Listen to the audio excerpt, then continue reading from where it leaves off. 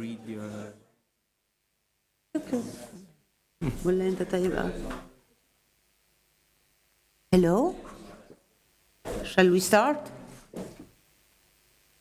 Hi everybody, I hope you enjoyed the meal. And now we will start our session turning around institutional, political and social change in post-revolution Egypt. I am Dina El-Khawaga. I will be the director of the Asfari Institute for Civil Society and Citizenship. And I will be moderating this session. And we have 4 speakers, so we will give them each 15 to 18 minutes to get a discussion, a real discussion. So we will start with, I will just start by saying that the first speaker will be Daniel Tavana, who will talk about the implicit attitude towards an authoritarian regime, and he will show us some kind of mathematical model that he has made to talk about different social categories where attitude towards the Sisi.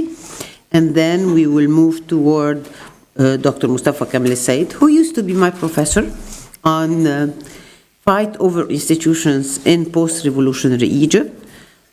The third speaker will be Hania Sobhi, who is in Berlin Brandenburg Academy of Science and Humanity, and Hania has finished a very important PhD thesis around education challenge and educational tracks and the diversity of social contracts between state and citizens concerning education.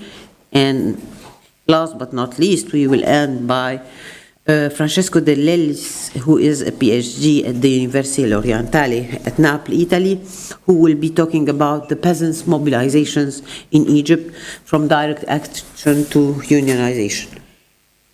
In order to gain time, I will give the floor very quickly to Daniel Tavana to start to talk about, does Egypt want change?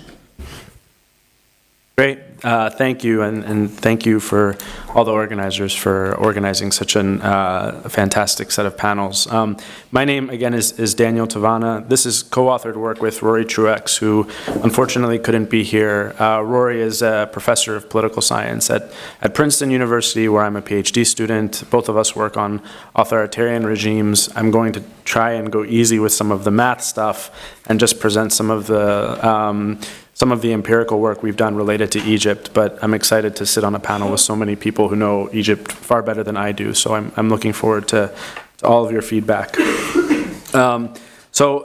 Again, the goal of what I want to talk about today is well, twofold. The first is to introduce implicit measurement techniques and their relevance in the study of authoritarian politics, and second, to present an application of this technique that my colleague and I have developed in the Egyptian context.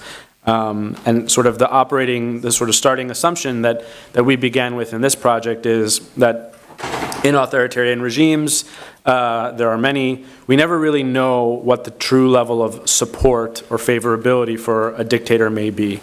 We see vote totals, we see public opinion surveys, we know they may not be entirely accurate, we see ethnographic work, journalistic accounts. There's the famous 2002 election in Iraq where all 12 million Iraqis voted for Saddam Hussein. More recently, 2 years ago, Kim Jong-un, I believe, got 100% of the vote. So, we have a feeling that these things may not entirely be accurate. And we wanted to develop a method that we think may get us closer at looking at this differential. So again, we sort of think that implicit attitudes may shed some light on this question, and that's what I'm going to spend a little bit of time talking about today. I think, fortunately, most of you are familiar with the Egyptian context and what's been going on in Egypt, sort of big picture recently. So I won't spend too much time kind of talking through the protests in 2011, the election of Morsi, the military coup that took place in 2013 and its aftermath. Again, I think most of you are probably familiar with these events, but I will come back to Egypt in a discussion of some of the empirics in a little bit. So the goal, what I'd like to do today is sort of address this question of how we can address citizen attitudes towards authoritarian regimes more generally, using a research design, an online survey that Rory and I launched in Egypt in October, this past October, of about 1,000 Egyptian citizens measuring explicit and implicit attitudes towards Egyptian President Abdel Fattah al-Sisi. And I'll talk a little bit about what both of these things mean in a second.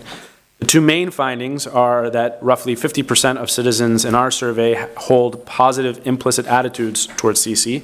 We'll unpack that a little bit. But the more interesting finding I think that we had was that there's a lot of evidence of attitude disassociation. So incongruent explicit and implicit attitudes, where people say they support Sisi but don't actually have positive implicit attitudes towards him, or the reverse. And so we call this, we don't call this, it's called attitude disassociation. We'll unpack this a little bit in the paper. And we find evidence of this particularly among government employees, Coptic Christians, and possibly students. So again, I guess first I should say, what do I mean by implicit attitudes? What are they? So in authoritarian, in studies of public opinion, social psychologists in particular conceive of attitudes on two different levels. Much of the literature on authoritarian public opinion in particular tends to think of the first two, right? So your expressed political explicit attitudes and your private actual explicit attitudes. And this is classically called Quran preference falsification, right? The difference between what you actually say and what you actually believe, and why that may matter in the context of authoritarian politics. And so there's a lot of work that's been done in political science, I won't bore you with this stuff right now, on trying to get at the actual private preference that an individual might have on a sensitive question. Those of you familiar with Lebanon might know Daniel Korsanj, who famously ran a list experiment in Lebanon looking at the prevalence of vote buying amongst a number of different groups here. So we think and we suspect that in authoritarian contexts, there's much more preference falsification going on, right? There are a lot of questions you can't really ask of citizens. Do you support an authoritarian leader? There may be social desirability at work. There may be a fear of repression at work, and all of these other factors that may induce individuals to not be entirely truthful about whether or not they support the leader. And so we believe implicit attitudes are valid in their own way, and we think of these as sort of subconscious associations that individuals have with objects in their environment. And so we sort of define these as evaluations that occur without conscious awareness towards an attitude, object, or the self. These evaluations are generally either favorable or unfavorable, so not cognitively complex. They come about from various influences on the individual experience. They are introspectively unidentified or inaccurately identified. Traces of past experience that mediate favorable or unfavorable feeling, thought, or action towards a social object. So just to give Rami, for example. I like Rami. I see Rami a lot. I have positive implicit attitudes towards Rami. That's actually true, right? So these are sort of the associations I have subconsciously that are not cognitively endorsed whenever I see someone or something, right? My feelings are much different when I drive by Kahaba, Lebanon, for example. So in the US case, most of this is done where you test for implicit bias towards different racial groups. So famously, we do this in the US context with African Americans to address racial prejudice and see if implicit racial prejudice is a better predictor of discriminatory behavior and so on. And so very quickly, we use the IAT, an implicit association test. This is not our method. It's very common in the social psychology literature for the study of implicit attitudes. It's been used for decades. We sort of adapt it to the Egyptian context using pictures of Sisi. How many of you have taken an IAT in the past online or on Facebook or whatever? Very few. So I'll go over just the basic. The basic task is you sit at a computer, you put your finger on the E key and the I key. An image will flash on the screen, and you're asked to subconsciously categorize these different objects into particular groups, right? And so the idea is that this happens before you even can sort of cognitively or consciously rationalize the association between what you're being asked to connect. And I'll sort of show very quickly here the Arabic kind of prompt that we use in the design. Here's the actual test.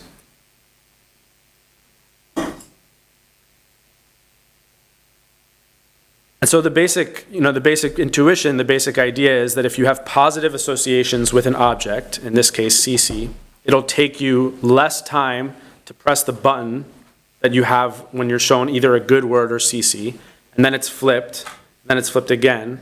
And the differential in the time it takes for you to sort those tasks is a measure of you're placed on a distribution of implicit positive or negative bias, right? And again, I'm trying not to keep this too technical, but it's basically the difference in the time it takes you to sort CC positive words, CC negative words, and then switched. And just to go back, this is sort of the ordering that we ran in our survey. So what do we find? This is, I think, the more interesting part for this audience. The distribution of implicit attitudes is sort of normal, skewed a little bit positive. About 58% of the sample that we have, about 850 Egyptian citizens, have positive implicit attitudes.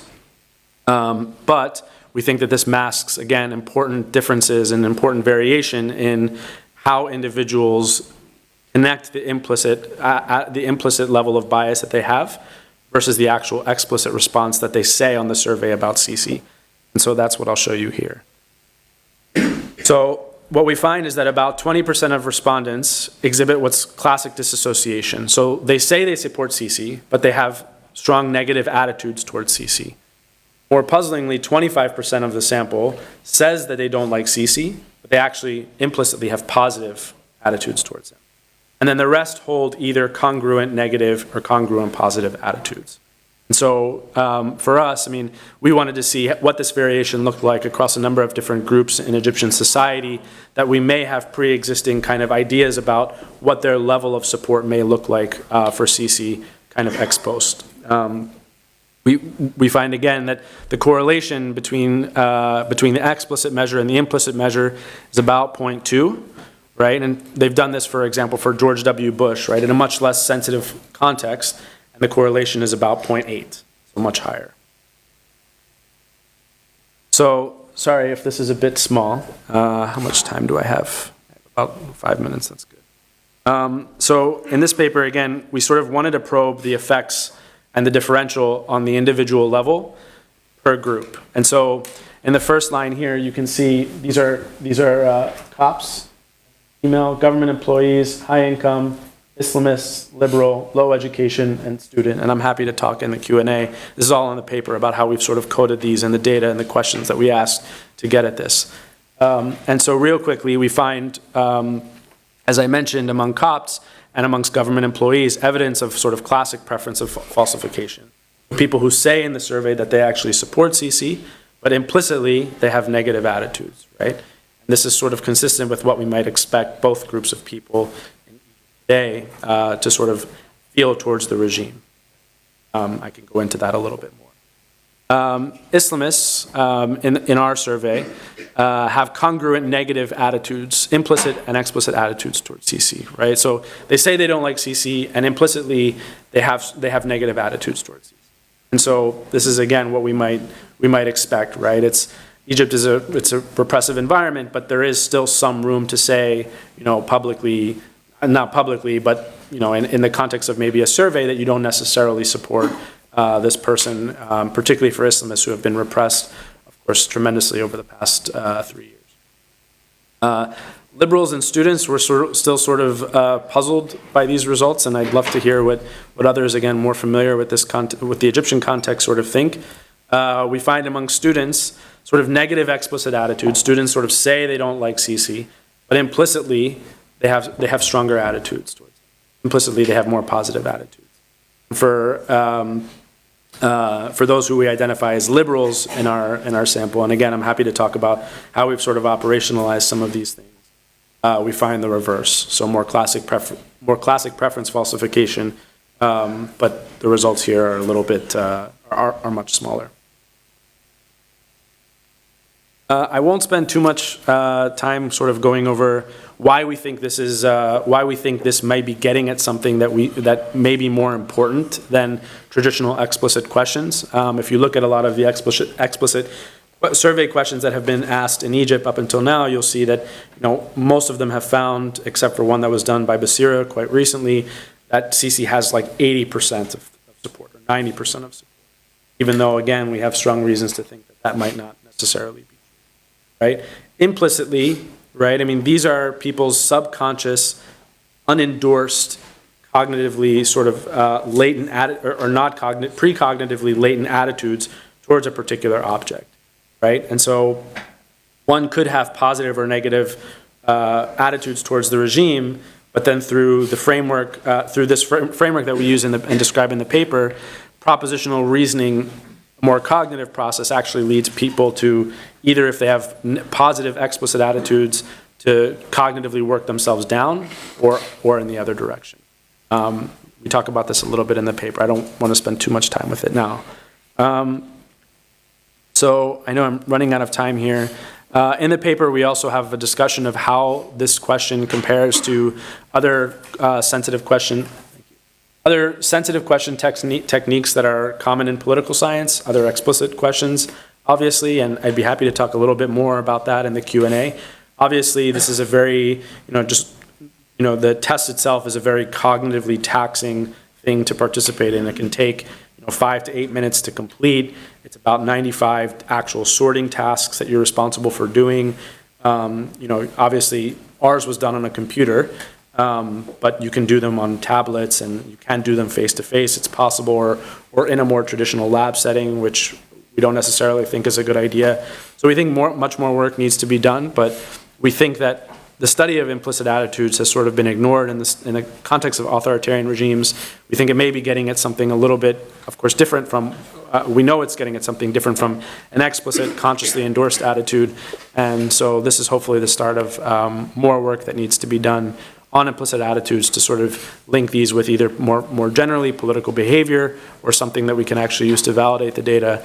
But this is, again, sort of just the first kind of cut using Egypt as a case. So I'll stop there. I'm sorry for rushing through a lot of the technical stuff, but I know that that's of less interest, and I really look forward to your comments. Thank you.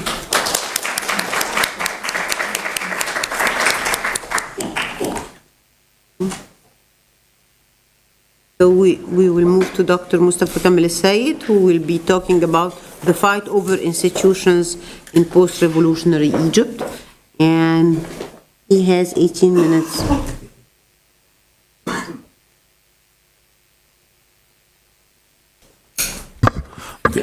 Thank you very much. I'm very happy to have this opportunity to talk about this important topic. And in fact, I did spend much time reflecting on the proper title of this talk, of this paper.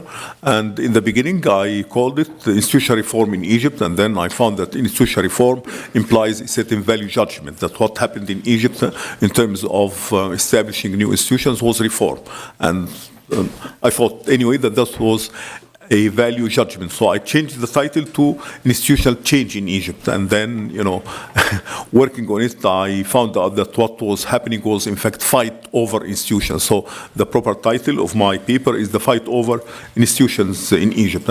I'll talk about the research question, the methodology, the definition of institution, the 3 phases of institutional change, the major actors and the ideological trends and conditions influencing the outcome of this fight over institutions, the contentious issues and how they were resolved, and major features of institutional change. And, I'll try to venture some sort of interpretation, and I'll try to relate this to the broad theme of this conference, which is social change. To what extent the institutional change that took place in Egypt contributes to the attainment of the goal of social justice, which was one of the important goals of the January Revolution. This question of the institutional framework is important because, in fact, any revolutionary change must lead to institutional change. I mean by institutions here, formal and informal institutions, but I'll focus on formal institutions like the Constitution and the laws and standard operating practices of the bureaucracy. The French Revolution, established a new institutional order in France. The Declaration of the Rights of the Declaration of Human Rights and Citizens' Rights, and the French several constitutions, the establishment of a parliament, allowing political parties. So this was, a way of giving shape to the goals of the French Revolution. The Russian Revolution of 1917, also produced a Soviet constitution, banned the presence of other political parties, restricted definitely the exercise of civil and political rights, and this was a way of reinforcing the socialist regime, the socialist system in Russia. The same thing also in China. So any revolution must end up establishing institutions which help in attaining the goals of this revolution. Secondly, in the case of Egypt, the institutions constituted a very important object of conflict among the different actors in the January Revolution between the military, the Muslim Brothers, and revolutionary youth. So this question is very important. So my research question is, to what extent was the institutional change that took place in Egypt favorable to the attainment of goals of the revolution, and emphasize here the goal of social justice. The methodology I use is inspired by one of the new trends in institutionalism, which is called historical institutionalism. It looks at the history of the making of certain institutions, but it emphasizes also inequality among the actors who are involved in the process of institutional change. I'll explain the context within which this fight took place, and I'll explain the determinants of the outcome of institutional battles, and I'll explain it in terms of the interests of the concerned actors, inequality of power amongst them, the rules and practices which followed the adoption of formal institutions. And then I'll offer an explanation of the outcome of this fight in terms of some concepts which are offered by this school of historical institutionalism, the notion of strategic calculation, unintended consequences, path dependence, and power of ideas.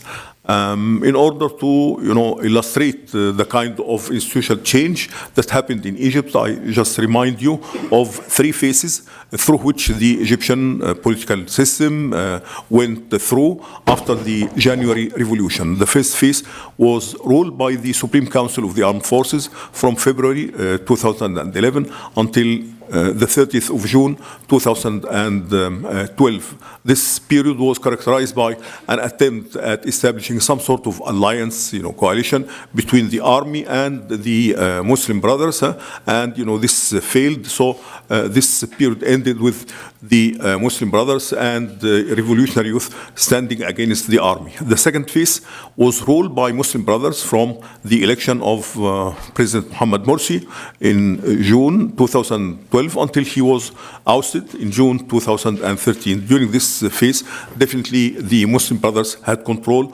over major institutions of the Egyptian state. The third period, since the ousting of President Mohamed Morsi until the present time. During the three periods, there were three major actors: the military, Muslim Brothers, and the revolutionary youth. The strategic calculations of each of these actors was, first of all, for the army. The intention, I think, from the very beginning was to become the master of the political scene in Egypt, to become the central force on the Egyptian political system, and this was manifested by the rejection of the military of any proposal to share power with civilians. At a certain moment, a proposal was made to establish a 5-person presidential council that would include the military and representatives of the different social forces. The military rejected this, and even before the election of Mohammed Morsi, before Mohammed Morsi assumed office at the end of June 2013, the military issued a constitutional declaration which in fact limited the powers of the newly elected president. So the strategic calculation of the military was that they would continue to be the master of the political scene in Egypt, irrespective of who else is there. The Muslim Brothers, they have changed their strategic calculations. In the beginning, they wanted to gain a legitimate place on the Egyptian political scene. Before 2011, they were officially a banned organization, although they had presence in the People's Assembly. They could exercise some activities in the media. Their association had headquarters in Cairo, but all this lacked a legal basis. So after the revolution, they wanted to have a legitimate place on the Egyptian political scene. But then later on, when they discovered that civilian forces are weak and that the army could make some concessions under the pressure of the popular mobilization they could engender. So their goal, has changed from being simply, from simply gaining a legitimate place on the political scene to become the ruling power in the country. The revolutionary youth did not want to join institutions of the government, but they wanted Egypt to move towards a sort of democratic order. And their way to do this was to mobilize the masses. They thought that what they succeeded in doing in January 2011 would be repeated. It would be simple, it would be sufficient just to call for the masses to come in favor of moving towards democracy, and the masses would join them. Of course, this was the wrong calculation. So the techniques that were used in making new institutions were, varied. One way to establish a new institution would be simply to announce a constitutional declaration. This happened in March 30th. This happened before the assumption of power by President Mohammed Morsi. Another way is to establish a constituent assembly which would formulate a constitution. A third way is simply to use state power in order to issue laws. And informally, there are some standard operating procedures of the bureaucracy. This itself would establish also new institutions. Now, what were the major issues of this fight over institutions? The first one is what sort of constitution for post-revolution Egypt. And this was the first major fight. And revolutionary groups wanted a new constitution.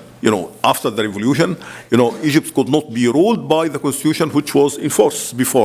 However, the military and the Muslim Brothers were against this. They wanted to retain the Mubarak-era constitution of 1971. And this was resolved through a popular referendum in which 78% of the people came in favor of retaining the old constitution. However, a few days later, the military issued a constitutional declaration, quite different from what the people approved, but which gave all powers to the Supreme Constitutional Council. A second issue was the role of Islam in the new order. I think it was explained in the first session this morning that the famous Article 2 of the Egyptian Constitution called Constitution of 1971 called for principles of Islamic Sharia to be the major source of legislation.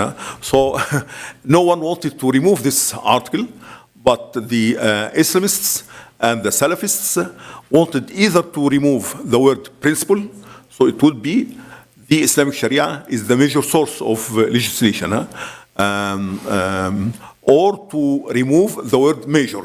So Islamic Sharia is the source of legislation. So the fighting over this, was manifested in the proceedings of the first Constituent Assembly and the second Constituent Assembly. The first Constituent Assembly, which was dominated by Islamists, not only retained this article, but it added to this many other articles. One article, the famous Article 219, which tried to explain what principles of Islamic Sharia are. Because for the Islamists, principles of Islamic Sharia are the same as principles of any legal order. So they should be defined. And they introduced a definition of principles of Islamic Sharia, which narrowed down or which expanded, in fact, the meaning and almost included everything in it. Besides this, the Constitution of the Muslim Brothers in 2012, which came out of this Constituent Assembly, assigned to Al-Azhar an advisory role over all matters related to religion. And since Islamic Sharia covers everything, so Al-Azhar would have advisory power over any matter that comes under the interest of the government.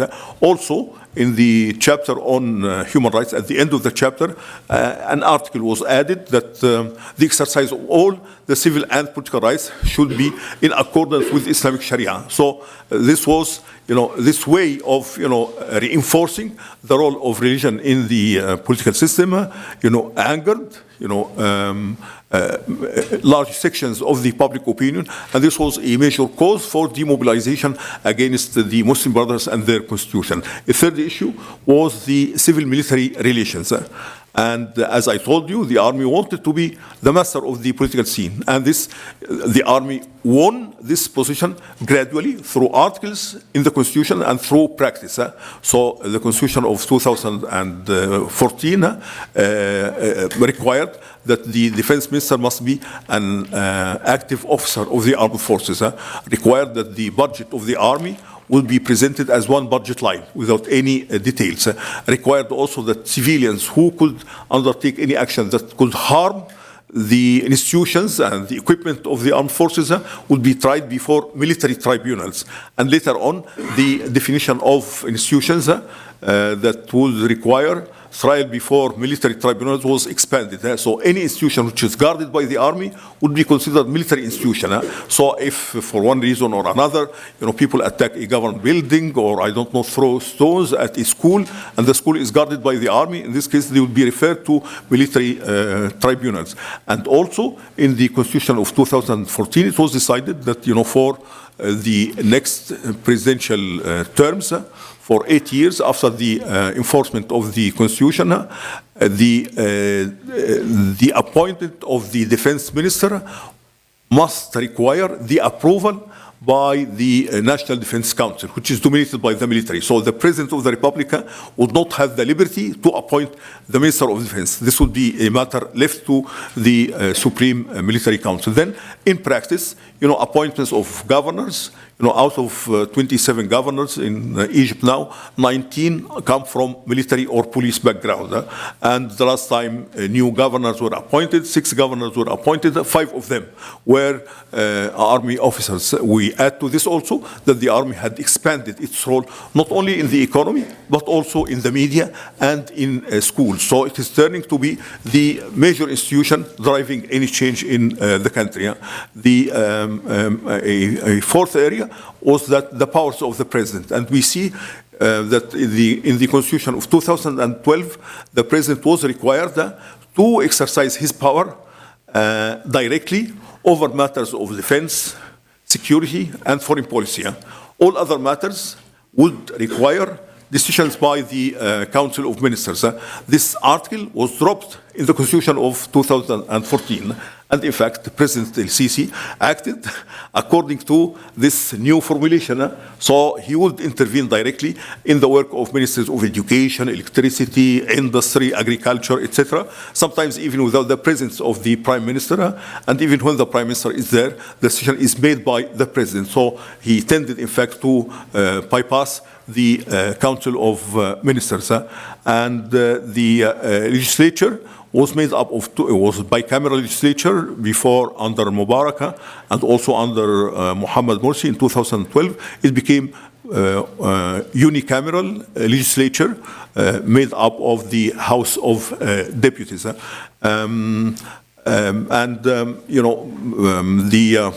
The name House of Deputies suggests the understanding of the basis of political representation. Those of you who are familiar with these issues know that there are two ways of conceiving the role of a member of the parliament. Either he is a delegate of his constituency, so he does not have much power. He has to represent the views and interests of his constituency, or he is a trustee. So he's a trustee of the nation. So he has the liberty to, understand the interests of the nation and to express these interests. He's not tied by the people who would elect him. The name House of Deputies, in fact, points to, an understanding of the role of the deputy to be representative of his constituency. Expressing only the local concerns of his constituency. And in fact, because of the nature of the electoral system and the weakness of political parties, so we find that in fact most of the deputies in Egypt do not care about foreign policy, public policies of the government, but in fact through their interventions and through their email, which sent to many people, they care about the building of a school in a certain village in Aswan, or repairing the electricity system in a certain town in Upper Egypt. They don't care about public policies. More importantly, I talk about the constitution, but the constitution, should be enforced through laws and through practices. So we find, many laws which, in fact, deny any effective power for the constitution. So we have the constitution calls for freedom of assembly. Then a new law on peaceful assembly requires the approval of the Ministry of Interior for any peaceful assembly. The constitution calls for freedom of establishment of political parties. But then we have a law called I hope you recall the name of this law. This is a law on terrorist entities and terrorists. Of course, any terrorist activity is punished by the law, but this is not enough. There are terrorist entities and there are terrorists. What are these terrorist entities? Anyone who is involved in black market deals, who has monopoly over the distribution of certain goods, he would be considered engaged in terrorist activities. And we know the case of a famous soccer player in Egypt. He has been considered a terrorist. And, a friend of mine who was in prison and was released, and he is a head of a political party. He has been accused also of being terrorist. Those people would not be tried, but simply, a list would be published by a certain, mysterious institution would call them terrorists, and in this case, their properties would be confiscated, and they would not be able to leave the country. So this is, of course, this, undermines completely the provisions of the Constitution. And then, many laws, have come in order to limit the freedom of association in the country. So the practice, in fact, undermine the effect of articles of the Constitution. Another way of looking at this, fight over institutions is to look at the ideological trends which took part in this fight. I would say that there is an authoritarian trend, there is an Islamist trend, there is a liberal trend, and there is a corporatist trend. And in fact, we see signs of these trends, but as I don't have much time, so those who ended up winning the fight were the authoritarian and the corporatists. The authoritarian, in terms of all these,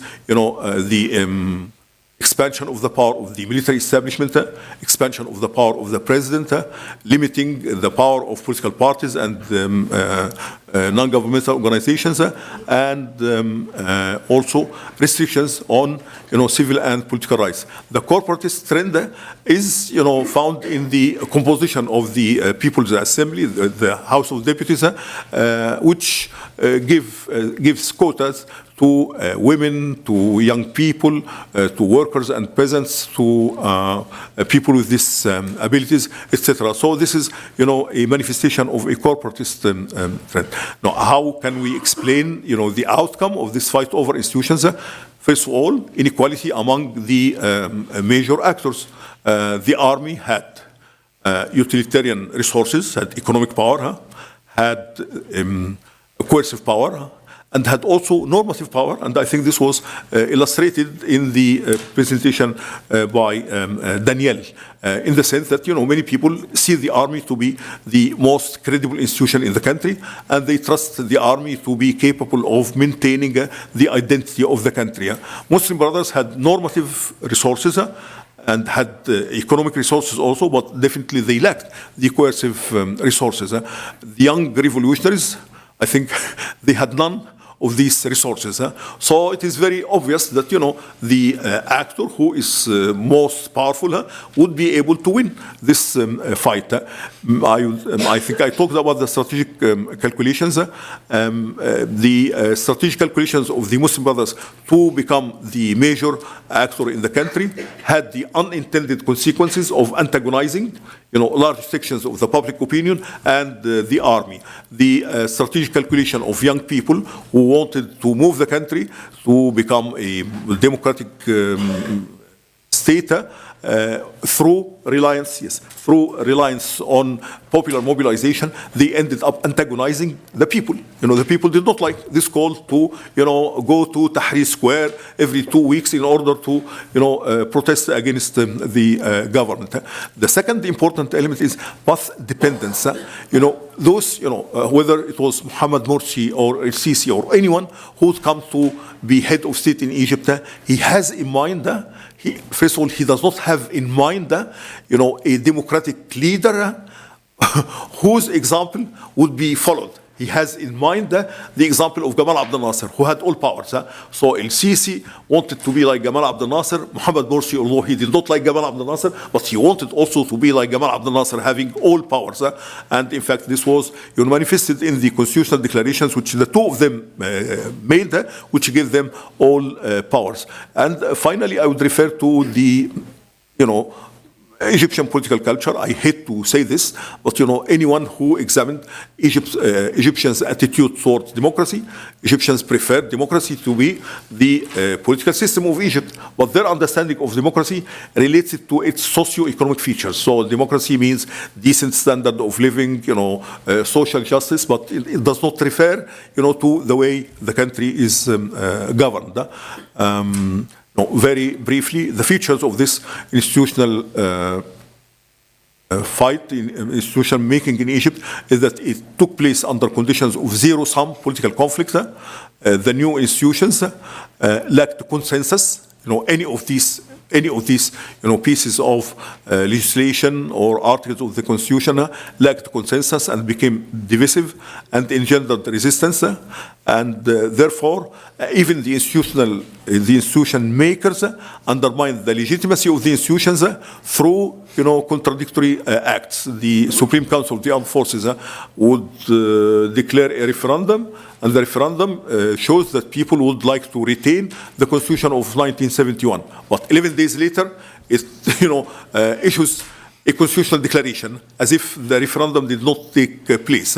Or the army declares that it is going to hand over power to the newly elected president. But 2 weeks before the newly elected president assumes power, it issues a constitutional declaration, depriving the new president from many powers. Or Mohammed Morsi would, declare himself committed to respect the constitution, but then on the 22nd of November, he issues a constitutional declaration which puts himself above all institutions of the country. So the institution makers themselves, undermined the legitimacy of these institutions. Finally, the new institutional setup, an institution is not only a rule, It's not an article in the Constitution or, a provision of the law, but it is a rule determining behavior. A rule of law would become an institution only when it is reflected in corresponding behavior. But if there is a gap between the rule and behavior, then it is not an institution. How did this, affect the attainment of the two goals of freedom and social justice? I think for social justice to be attained, there should be declared commitment to this goal. There should be a political discourse, calling for attainment of this goal. This goal should be put into effect through laws and practices, and the social forces whose interests are compatible with the attainment of this goal should be empowered. I think there is commitment to the goal of freedom and social justice. The political discourse talks much about the importance of social justice, but social justice in this discourse is limited to poverty alleviation and giving subsidies to the people, but it does not include at all any attempt to tax the incomes of those who earn more than, I don't know, 1 million pounds a month. The taxation law in Egypt is one of the most liberal in the world. The maximum tax that could be collected will be 25% of the highest incomes. It is really, even more liberal than that of the United States and Switzerland. So the notion of progressive taxation, although it is provided for in the Constitution, is not applied. Then, the actors whose interest is with the attainment of social justice are not empowered. The present People's Assembly has about 20% of its members are businessmen, and they control the most important commissions in the council. So, unlike all revolutions, the revolution of January 2011 did not establish the institutions which should ensure that its goals will be attained. Thank you.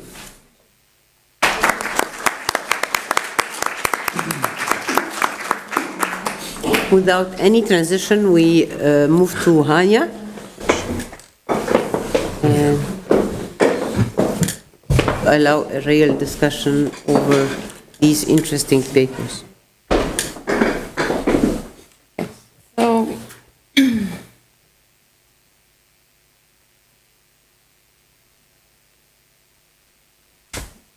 okay, so I actually want to draw a little bit on Daniel's first quote from Sisi, in which he says that anybody who comes near the state or harms the state, will get his most punishment, and he's this strong threat to people who want to harm the state. And then my question is really, or my research is actually concerned with what is the shape of this state? I mean, is there really a state? What does the state look like? What do state institutions look like from the Mubarak era to the present?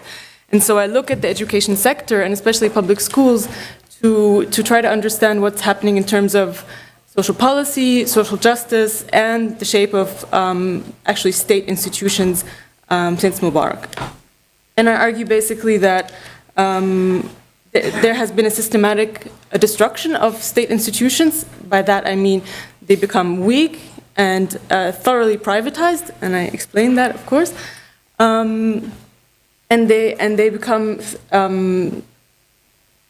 they breed various forms of inequality and new social contracts. So new social contracts with different sectors of the middle classes and the working classes. And I argue also that so I talk first about this evolution of social policy. How did we get to this state of destruction of public institutions? The rupture that 2011 represented in that, and there were different policies, different movements in the education sector around 2011. I talk about protest and mobilization, and then sort of the new policy directions after 2014 with the end of the Muslim Brotherhood era, and what this means in terms of social contracts with the middle classes. This comes from my earlier work, and which focuses on this de facto privatization, but also discourses of nationalism and citizenship in schools. But I won't talk about that today. Okay, just very quickly, for those who don't know Egypt, very, very quickly, and you're going to have to take my word for this. Schools in Egypt were considered up to the 70s of very high quality, with a lot of activities in theater and sports and strong learning and discipline. And so they were producing high quality service for free. So the right to free public education existed. This is why also you can maybe look at the contrast. So I'll try to go quickly over the figures. I won't dwell on them. But this slide is basically saying that there's been a terrible deterioration in this quality of education. So I'll pick one of these and say that, like, in 2014, the ministry finally admitted the level of illiteracy inside the system. So you get up to the 7th or 8th grade, you've been 8 years in the system, and you do not know how to read and write. And this applies to 35%, that's the official figure, but it's probably more, of the country. So of the students in the system, they actually don't know, it's not that they're not good at math, they don't know how to read and write. And this automatically proves, it's one of the first proofs that there is normalized cheating in the system. How could you get to the 8th grade when you don't know how to read and write unless you've actually been cheating every year? So it's already an indicator of a huge division in the system where about 40% or more are in this very, very low, almost no learning system, and they are usually the ones who are transferred into technical schools. So I always like to ask my Egyptian interlocutors how much percentage of students do they think are in technical schools. They usually don't know, or say 10% or something, which is not true. More. It's between 20 and 30. This was one. This is your guess? Okay. So for this technical track, I mean, even the ministry would say that it's of very, very low quality. So outdated curricula, unequipped labs, years of negligence, unqualified teachers, again, by ministry criteria, pervasive cheating, and it impairs any kind of learning process in these schools. Half of secondary schools are technical. Egyptians always get it wrong. Educated Egyptians always get it wrong because they don't see this other part of the system at all. So in 2005, 56% were in technical schools. In 2014, it got a little bit better. So in those 10 years, but we also had a doubling of private schools. So you have this movement of towards pushing the middle classes outside of the public system. It's a progressive movement that's been happening since the 70s, and I get back to it because it's very important. So it's a highly tracked and unequal system with increasing privatization. In a sense, this is, of course, the result of, I don't know, neoliberalism, austerity, but very low spending, even by regional standards, compared to Morocco, Tunisia, Jordan, Lebanon, and very skewed towards the middle classes. So, I mean, I can walk you through this a little bit, but it's been actually stable at 10% of public expenditures. 10% of total public expenditures go to education. In Morocco and Tunisia, it's more like 20-25. But if you look at average expenditures, because this is a huge system, like 3 European countries, 19.3 million students go through this system every year, the latest figures. So if you count per student, you get basically 1/4 or 1/5 of the spending in Morocco, 1/5 definitely of the spending in Lebanon. And most of the spending goes to wages. It doesn't go to anything that has to do with quality. I mean, it goes 90% to wages, and then maybe something on school construction and some other really basic elements. And a lot of these wages go to non-teaching staff, and they're very unevenly distributed. So the wage structure also changes based on your neighborhood. Basically, if you're urban middle class, you get the best teachers and you get the best paid teachers. And I can explain how you can be a public servant and have different pay if you want later. But one of the most pronounced subsidies to the middle classes is the expenditure on tertiary education, so the expenditure on university education. And this is like a big contrast to any OECD country, to most countries. Egypt spends 30% of its public expenditures on education on universities, and which enrolls 6% of the number of students. So these 6% get 30% of expenditures. And of course, it's a subsidy to the middle and upper classes, and 6%? of students per year, the 19th. Yes, but they drop out Yeah, of course they drop out. in ninth grade, not at the... Okay. The most striking thing, which I didn't know actually striking for me because I only study pre-university education, it's even more unequal because according to one study, 45% of this spending on tertiary education goes to the 3 major urban universities. So let's say low and very inequitable spending.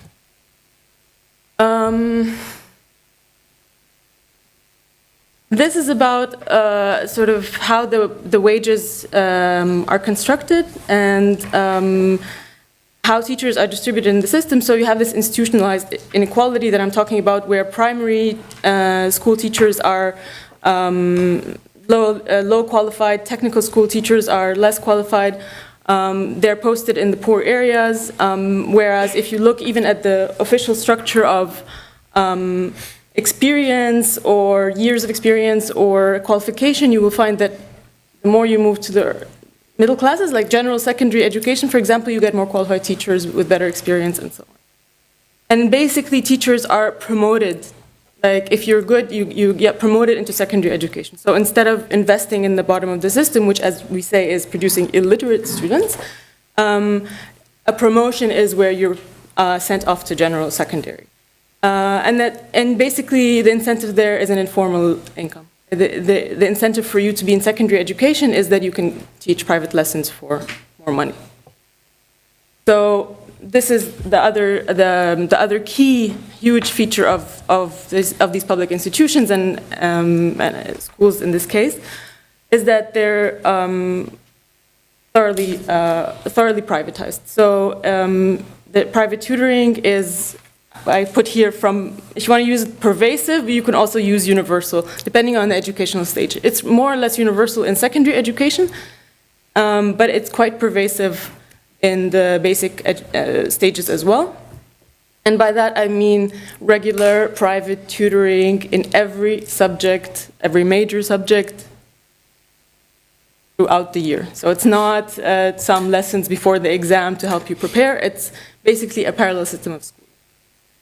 And these are official figures, actually. Official figures are like 50% in basic education enroll in private tutoring, and 80% in secondary education enroll in regular private tutoring throughout the year, so parallel schooling. And of course, this obviously creates huge inequalities among students. So you see this in achievement figures. If you're from a poor school, if you're from a poor background, you can't afford the good tutoring, you don't do so well in school.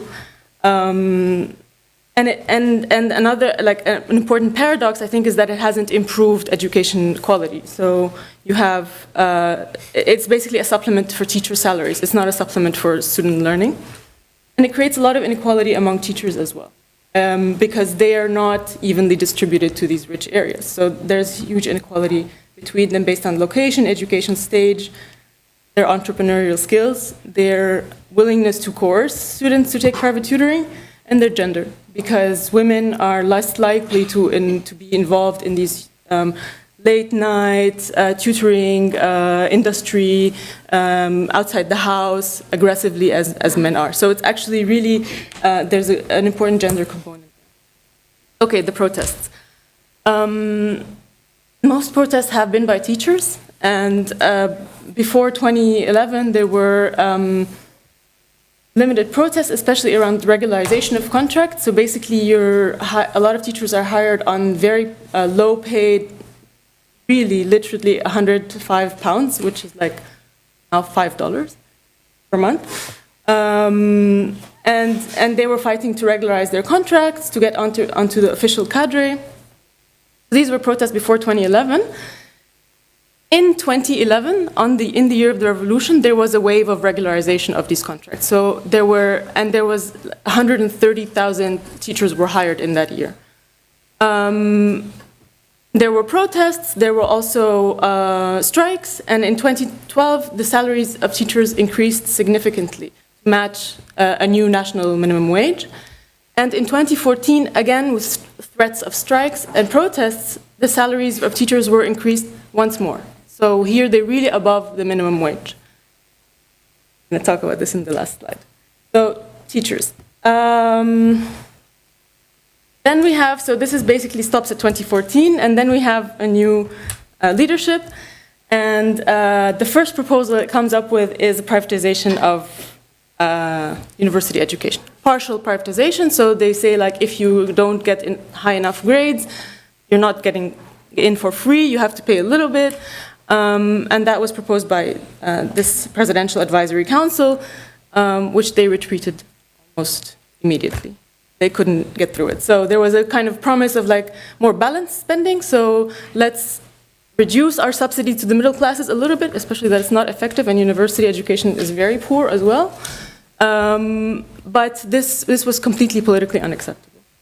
There was a national project for school construction, which might reduce these class densities, where like 80 students are sitting and trying to learn and they don't.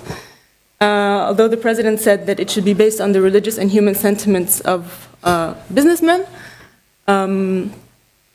But this national project ended up being special incentives to businessmen to get free state land and build private language schools.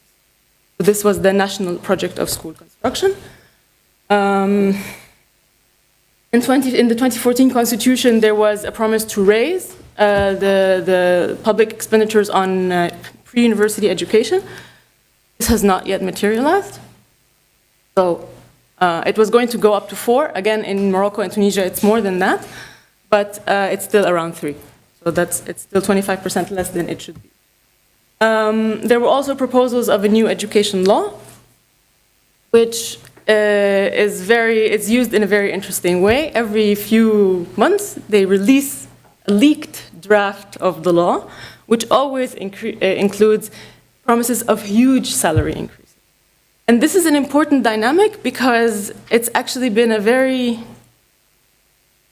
smart dynamic on the part of the state, the regime, because they include even the Independent Teachers Union in consultations inside the ministry about how do we develop this new education law, what should we include in it, and the teachers put things about, respect for the teacher and criminalizing any negative portrayals in the media of teachers and having discipline in schools, and they put all these demands and they leak them to the press, right? And then until now this law has not been passed and neither have salary increases.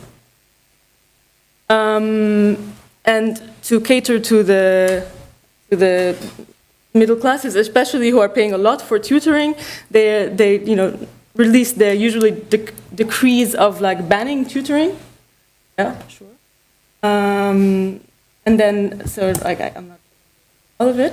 So basically, this is what happens with these policies. I also have to say that the salaries of teachers are now less than they were in 2007 because of the devaluation. So if you want to look at it in dollars, in 2007 it was $85. The entry's salary of a teacher, and now it's $90. And it had come up after the revolution, and now with the new economic policies and the devaluation of the pound, it is actually less than it was in 2000. Okay. Maybe I talk about student protests a bit later. They're again upper middle class students and mothers who protest against curricula. It's an interesting point, but I guess. This is important, the education and diversion. Okay, so I'll end with this. So basically, the main argument is that there's at least 3 main social contracts operating at the same time in this education sector. So if you want to look at the urban working class, the deal with them is what I think of as a permissive repressive abandonment. So abandonment in the sense that there's really no service being offered to them. They are enrolled in public schools, but there's very limited learning of any kind. Permissive in the sense that systematic cheating. This is systematically accepted. If even one principal decides to send in the real results to the ministry will send them back and say, these are not the right results, fix them. So, institutionalized cheating, pervasive truancy, you can come to school, you cannot come to school. So this is this permissiveness, but also very blatant form of repression. So if you don't pay for private tutoring in the school, if you don't listen to everything the teacher says, there's constant rituals of physical beating and humiliation, both verbal and physical violence. And this I think of as the social contract with the working class. So it's a kind of de facto abandonment with a nominal permissive, and it only guarantees sort of entry into the informal labor market. The middle classes, the bulk of the squeezed middle classes, have a different deal. So they're not so forcefully coerced. They get some learning. They get some guarantees of fairness in the system. There's more limited cheating. They're induced into marketization. So they're pushed into the market, to the tutoring markets, basically with this illusion of a middle class dream, that they might be able to compete and get into good faculties. They might have chances for formal job prospects, but really they end up very much underemployed and or remain unemployed. The most successful, of course, are the ones in the upper middle class, but they also suffer from a double privatization. They're in private schools, and they also take private tutoring, which is a massive cost for most families, even those families. And they suffer from learning the wrong skills, because the system teaches them English on paper, but it doesn't really teach them English, so they have to take extra English classes, and extra computer classes, and extra communication classes. But and they generate massive profits in the system, and these profits are what sustains this industry of private tutoring. But they have significant chances for formal jobs and a transition, modernity or adulthood, in the modern transition to adulthood. But they're totally abandoned to the market. So, conclusion. So, conclusion.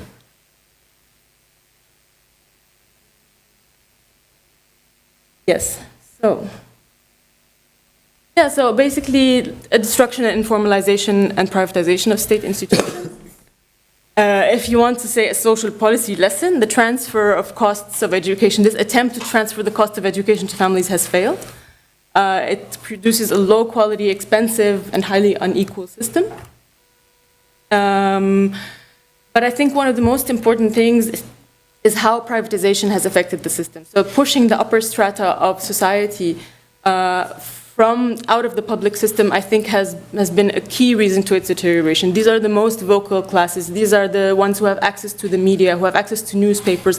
They're completely outside of the public system. And often they are outside of the mainstream system at all. They're international schools. And that's a very fundamental impact of this kind of policy. Teachers are a very well-feared aspect. The regime cares about their acquiescence to appease them, but it keeps them under this dependence on extra-legal income. So they can be morally discredited very easily. They can be told that what they're doing is in fact illegal, which is on paper illegal.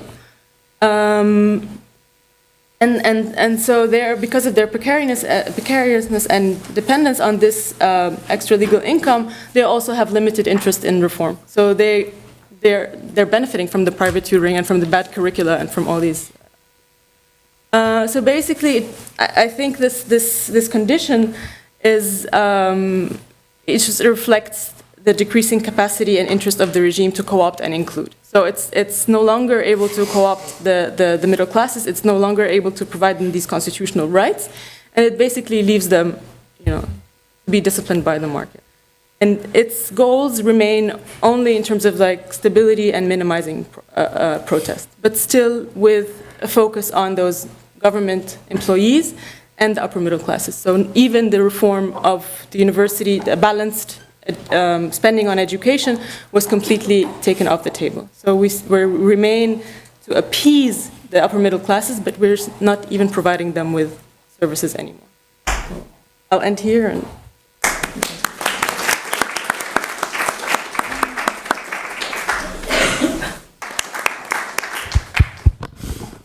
I must say it is very brave for the four of them to talk about 4 rich papers in such a short time. Thank you for the exercise. And although the papers were excellent, it's a very bleak image of one of the biggest Arab countries in the region in terms of demography and population. And between the idea of restoration, that the 2 first papers have really shown the restoration in terms of the will of supporting the army, the new regime, supporting maybe implicitly and explicitly, as you have very well explained, but it's a restoration process. And even Dr. Mustafa as well in his explanation of all the political processes that took place since 2011 until now, he was really talking about a process of restoration. Those who are familiar with the French Revolution can see draw a lot of parallelism. While the 2 other papers presented by younger people really gave the impression of a total collapse of a middle-class revolution and middle-class mobilization, mainly, and which led to a total collapse of the thing, of what's going on. I'm not here to do anything except moderating, so I will not give any comments, and I open the floor for questions for Rami Khouri. I don't know your name. Rami Sabri, sir. Nanay. So we will start with Rami. You can ask in Arabic, English, or French. Thank you very much for the presentations. This panel reminds us that Egypt is, in fact, our mother, and it's an awesome, amazing place with extraordinary stresses, but it still muddles through every year and every day. The question is to Hania. The statistics and the trends that you showed about education are quite staggering, and work I've done, research, looking at other people's research, shows that something like 45% on average of primary and secondary mid-school students are not learning anything and will probably drop out all over the Arab world. The average is around 45%. My question to you is, with these extraordinary numbers and realities, what happens? Do you have evidence? Is there research that tells us, well, what are the consequences of this? If we have roughly half of the students in primary and secondary school in the Arab world who should be in school are either not in school or not learning, that's about 30, 40 million students every year. And this is an extraordinary time bomb. This is a weapon of mass destruction of our own making. So what happens to these students? They go into the informal sector, and Rada this morning has some work on this and others, but the ultimate consequences, do you have insights into political radicalization, people becoming dehumanized, they just try to flee, they become corrupt? What do they do? What happens to them and to society? Sabri?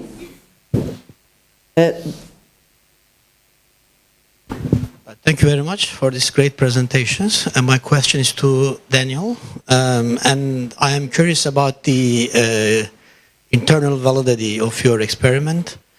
If I heard you right, I think you said it was an online survey. So what kind of controls were you able to impose on the setting of the experiment? Related to this, another point is about the age, because I suspect there would be a positive relationship between age and computational literacy, which may affect the response time. So if you could, provide some insights about internal validity, that'd be great. Thanks.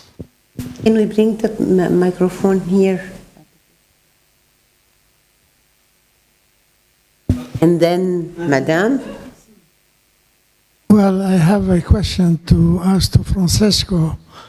why have you selected the Fellahin in Egypt as a special case to be studied?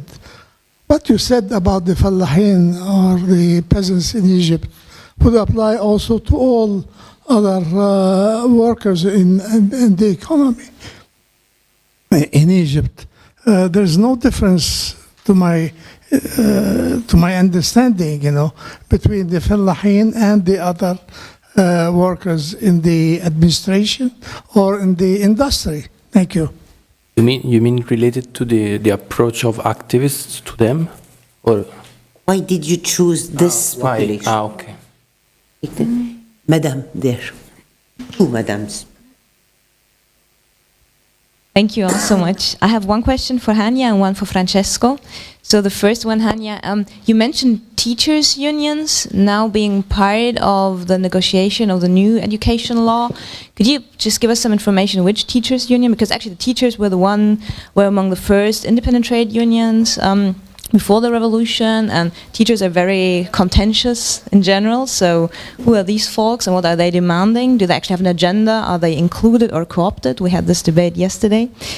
And to you, Francesco, I think you have a lot of valid points, but my question is, you were saying that what you're analyzing are actually the activists, the NGOs, reports, all of that.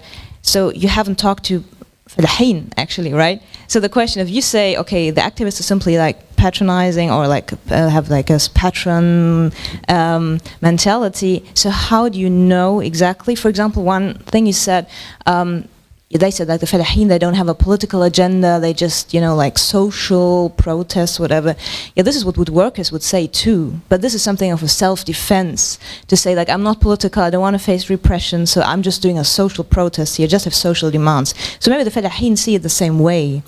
I just, just might check, maybe it's not possible at the moment in Egypt, I don't know.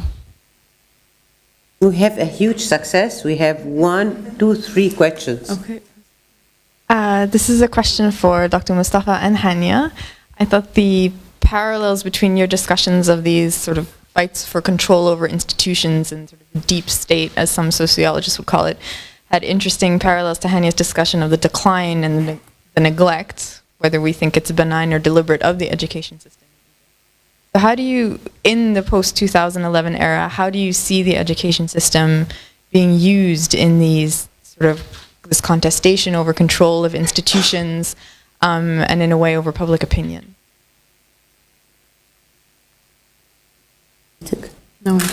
Nawal, and then the guy in the black shirt.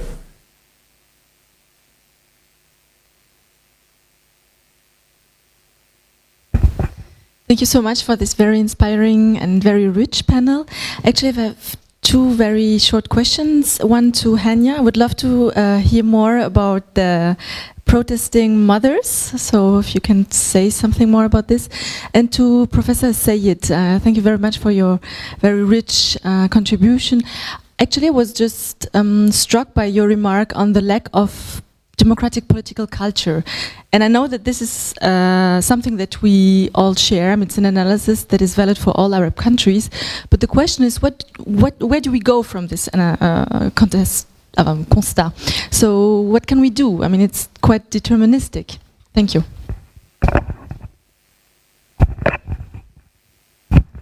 Hi. So my question is for Francesco. So basically, I definitely agree with your point about, of course, the lack of incorporating a rural dimension in the analysis of Arab mobilization. But my concern is linked to your project. What does it add, right? In the sense that, of course, you're looking at all these solidarity actions, but it looks like peasants are missing. Peasants themselves are missing. So the point, the question is, well, why? And of course, perhaps this is linked, of course, to the radical political change and to the difficulty of doing research in the countryside in Egypt, especially after Giulio Regeni killing, right? So again, the point is, and then there is another point. Sorry, just very briefly. It looks really like that all this leftist activism vis-a-vis peasants really reiterate this kind of urban bias, patronizing attitudes of urban classes, though they're activists, but still urban, vis-a-vis the countryside. And we have a lot of literature in Africa and in North Africa also touching on issues of moral economy. So don't you think there is something missing out there? Thanks. Two last questions, and you will answer over around the coffee. Madam, and then sir. Just getting back to you. Thank you so much. This is also probably for Hanya. We have actually something similar in South Africa in the sense of the government completely lies figures for particularly primary, secondary education, and it's reached fever pitch this year because they've lowered the math pass rate to like 45 out of 100 so that they can achieve like 100%, and even then it's all BS. And a lot of people say that they're actually doing this deliberately because they don't want the youth to be educated, because they want to dominate them. And I don't buy into conspiracy theories, but it's really quite convincing in South Africa. So I wanted to know what kind of dynamic plays out in Egypt, and also what role the students, do they feel cheated, how much they are getting involved in protests along with the teachers and the mothers. Last question here at the first row. Thank you. The three quick comments for Mustafa. The period with Morsi in government has been very much diabolized. I mean, can you tell us a bit more about what happened there? For example, I've heard that the income tax became more proportional. Maybe it was during this period that an anti-monopoly rules was passed. Also a rule on conflict of interest. I mean, were they actually truly some reforms, and are they still on the books, or have they been reversed? To Hanya, I mean, this literature on education in Egypt seems to repeat itself to some extent. Can you tell us about, are there some areas of innovation? For example, I'm thinking the pedagogy, the rote learning, the kind of vertical teaching, and how it encourages or discourages civic participation and the like. Are there opinion polls or polls being taken in schools so that we can compare different ways in which people are getting educated? I mean, what have you seen in your research on more innovative, let's say, research in this area? And finally, a quick comment to Rami. I think it's dangerous to think of Egypt as a middle case in the Arab world. Actually, it's quite extreme in many ways. And I wouldn't take Egyptian averages and apply them to the rest of the region. So since everyone has been a bit selfish with the time, I will ask a question. I have a lot of problems with the idea. I've been following your work, Hanya, over the last 4 years, and you're doing a great job. But when you talk about the middle classes using the free access to universities to deepen the social inequality, I say, okay, this is the social dimension of the neoliberal discourse saying no more citizens' right, let's go for the poorest of the poor right. And those who are deserving real subsidies are the poorest of the poor, so no more education subsidies for universities. Let's only subsidize education until grade 9, actually. Nobody even is talking about grade 12. But this is a neoliberal way of thinking about it. And then there is a second fold of your presentation about the collapse, the corruption, and the corporatist part of it.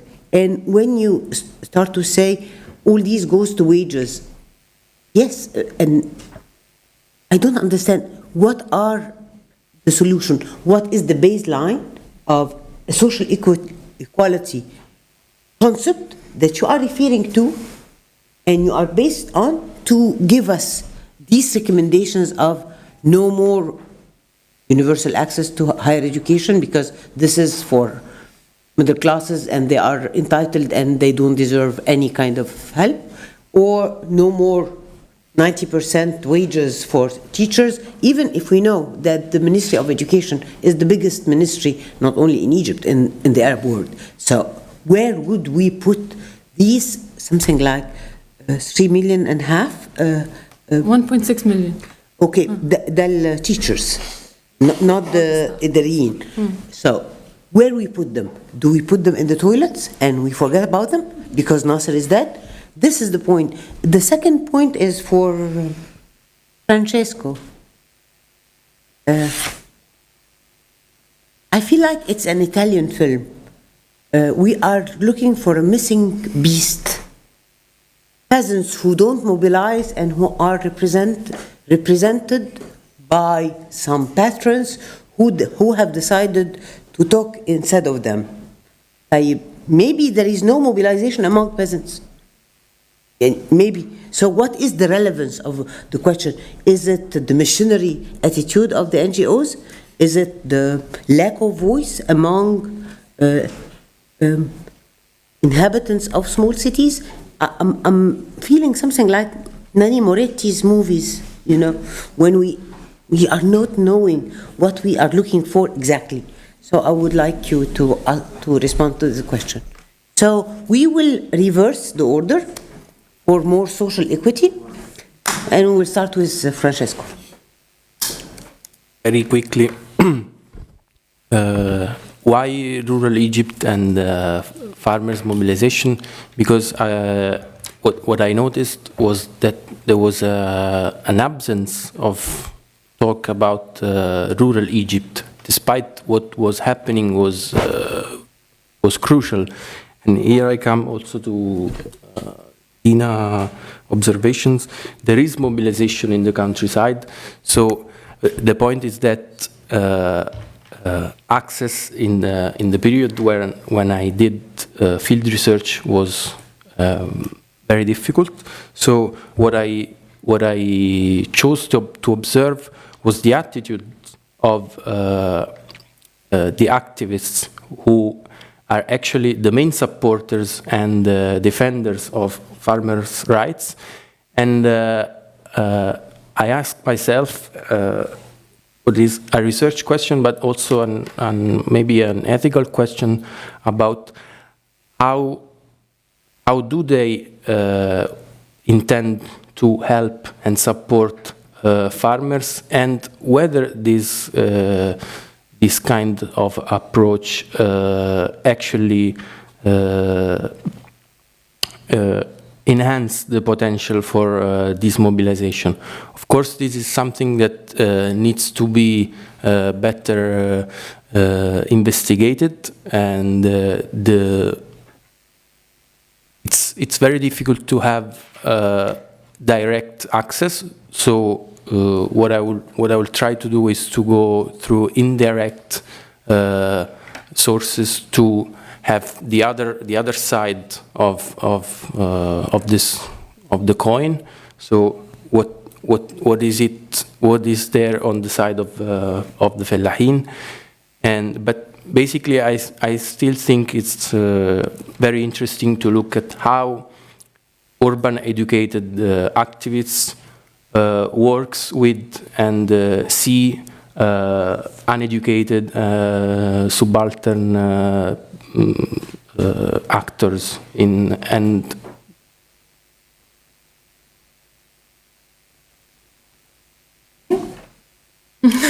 Okay, so maybe I start also from the end. Why not all the budget goes to salaries? Because there are a lot of other components of education that will help education quality, education, the textbooks and all the curricula need to be revised. This is a big investment that should be made on the part of the government. The teacher training, I mean, I've been involved in teacher training projects where people get literally 5 working days of training and they say, oh, incredible, this is more than what I learned in the Faculty of Education.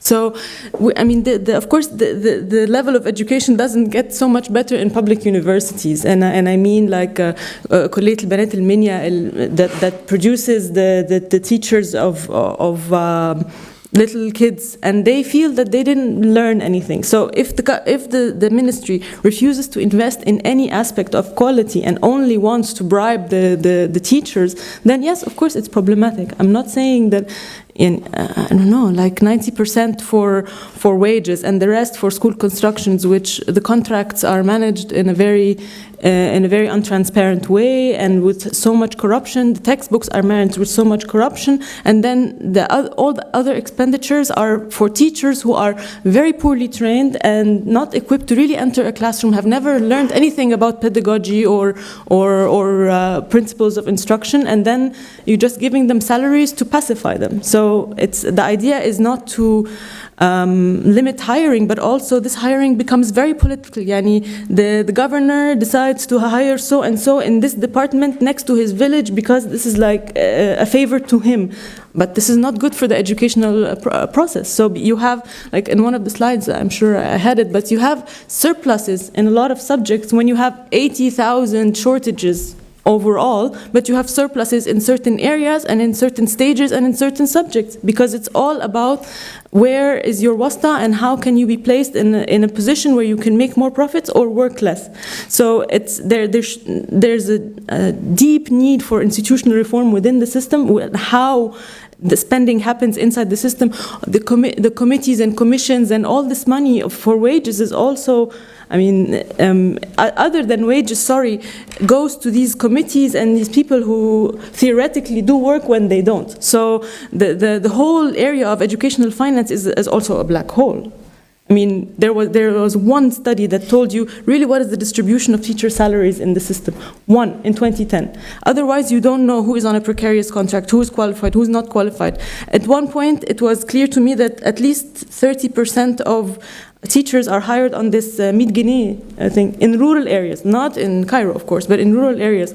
And they just hire them and they give them the impression that after 3 years, you're gonna get the contract. And they manipulate them in different ways, but like this is some ways of hiring someone who's not qualified, who's hardly paid, who cannot it doesn't even pay for her transportation to go to the school.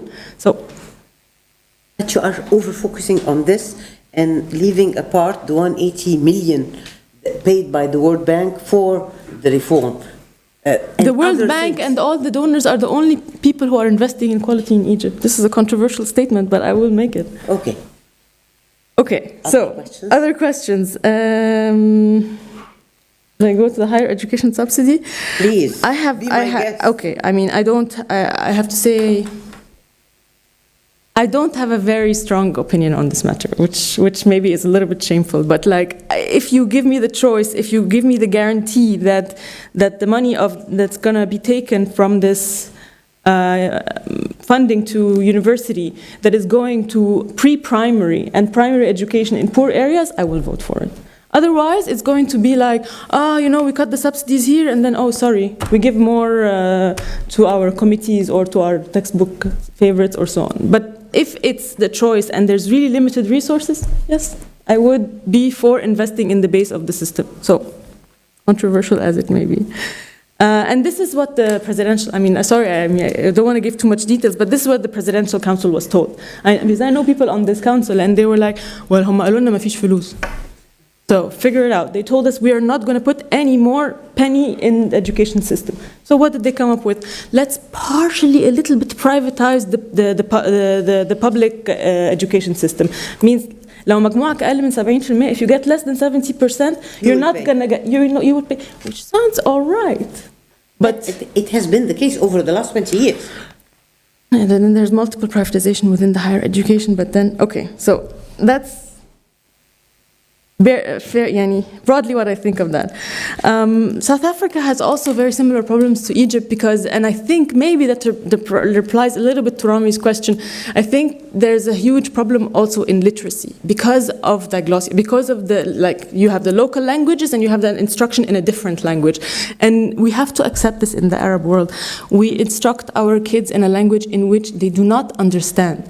We expect them from grade 1 to come from the household and saying, أنا رحت البيت جئت أنا من البيت, or like totally different vocabulary, different sentence structure, and different, like, so you're expecting this kid to enter and have a different language. And this is the point where they drop out. If you don't have strong foundation in literacy at that point, or you do the Swiss model, they learn in Swiss for the first 4 years and then they learn Hochdeutsch. and then they continue with the formal German afterwards. So either you teach them very well Arabic from the primary stage, slowly, gradually, not assuming that they know it, or you teach them later in the 4th or 5th grade. But they have a real problem of literacy, and as far as I know about South Africa, it's also very similar because of the local languages. Do they not want to educate the poor? It's a question I ask myself, of course. It's a very interesting question, and I think that, for example, if you look at the mapping of the 2 real free elections we had in Egypt over the past 5 years, you will see that, yes, the less educated are more likely to vote Islamist or pro-regime. Full stop. This is my reading of the data, and I think it's quite valid. So, yes, it is easier to control. In that sense, they have the proof. They know that the rural areas are going to vote Islamist or pro-regime. And Islamists are the Islamists they control. So that's another response maybe to Rami, that what happens to these people, first of all, they need the Islamic NGOs. If the state does not provide anything, who is going to step in? So they get monthly subsidies, like salaries from the NGOs. They get reduced private tutoring from the Islamic NGOs. So they are taken in by the parallel state, whether it's the Muslim Brotherhood or the Salafis. And of course, the regime has preferred the Salafis for most of the last period of the Mubarak era. And this was its way of withdrawing from a provision of public services. So yes, they end up either being sort of more pacified Salafists or more different variants of Islamism. Because there will be another session right after that. Can we move faster? On? Okay. Move faster or move on? If you have something very urgent to say. Very urgent? I mean, the teachers' union, I don't know, we can talk about it. Let me... Mustafa?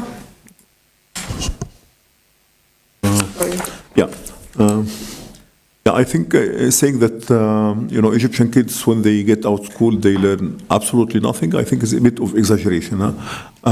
When we know that about half of them do not go to the secondary school, and half of those who go to the secondary school do not go to the university. So we end up with 1/4 of those who entered, the primary school, going to the university.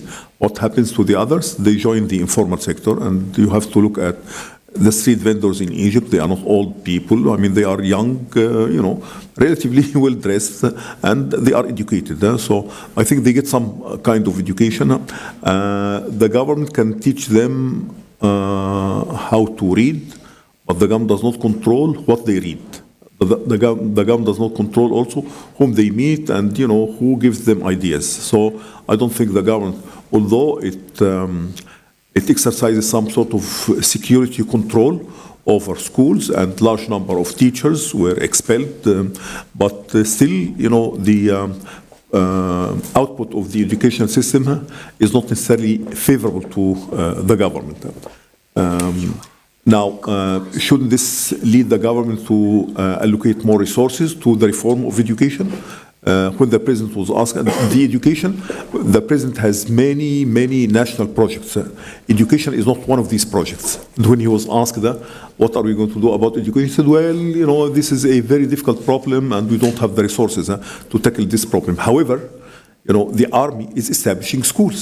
But these schools are not to serve the poor people. These are international language schools. So they are like, I don't know, the other language schools, which are very expensive. So for the army, this is a way of, I think, making money. So I think, the poor people of Egypt are, for the time being, are left without, any government that is looking for their educational needs. Now, I link this to the question about democracy. In fact, I like Mark Tesler has left here, but I liked very much what he said, that the Egyptians think that the democratic system is the best system for Egypt. However, he said that Egyptians understand democracy to be improvement of standards of living, less social equality. So I don't think the fact that Egyptians understand democracy in its socio-economic features means that they are going to leave the government unaccountable. if the government does not succeed in improving their standard of living, providing them with jobs, reducing social equality, I think they are bound to repeat what happened in January 2011. How will this happen when, of course, nobody can ask this question, but this does not mean that, this kind of educational system ends up with people happy with the government.